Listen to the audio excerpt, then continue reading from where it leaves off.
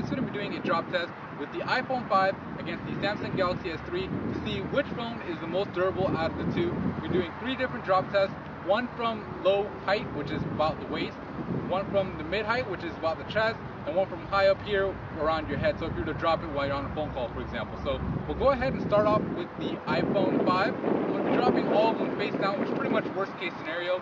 We're dropping it on pretty much asphalt over here, so it's not going to be as bad if you were to drop it indoors on a finished flooring. But anyway, we'll go ahead and start with the waist.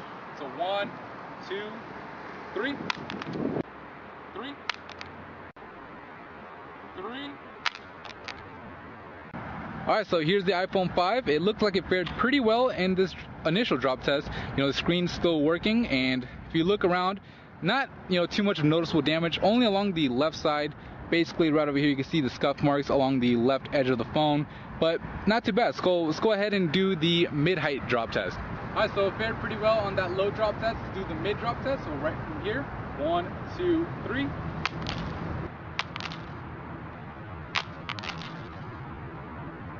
Woo! That one definitely cracked the iPhone screen, as you guys can see. Looks pretty bad. I mean, the screen is still working, but it definitely is cracked. So didn't do that well on that last drop, but everywhere else looks pretty good. That one dropped directly on the screen, so you guys can see the screen's still working, but it's cracked on this right top edge. Let's go ahead and do the high drop test. Alright, so the screen is a little bit cracked, but the display's still working. We'll drop it from right over here. So 1, 2, 3.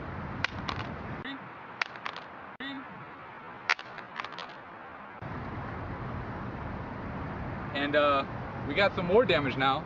So this time, if you look along the left edge, you can see you got another crack. It's kind of peeling off. I feel if I rub my finger hard on it, I might cut myself. But screen is still working, so, and the back is perfectly fine. So let's go ahead and check out the Galaxy S3. Alright, so now it's the Galaxy S3's turn. We'll start again from the low hip. So 1, 2, 3. 3, 3.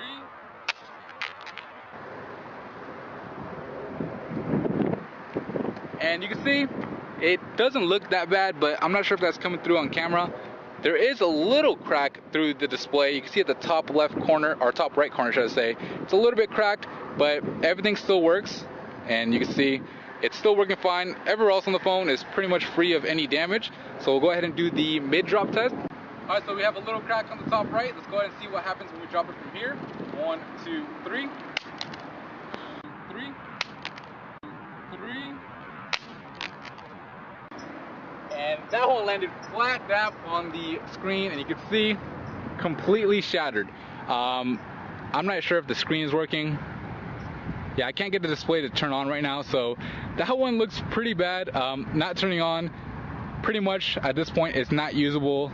Dropped straight in the screen. You can see the edges are still pretty good. The back looks fine, but display completely shattered.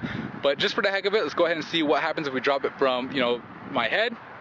Alright, so the screen is completely shattered. We'll go ahead and drop it from here and see what happens.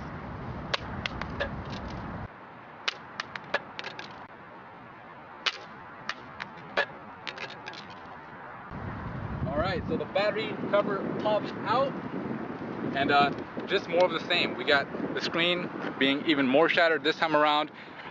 Phone's not even, the display's not even turning on, so I can't even tell if the phone is working or not. I'm pressing and holding the power button.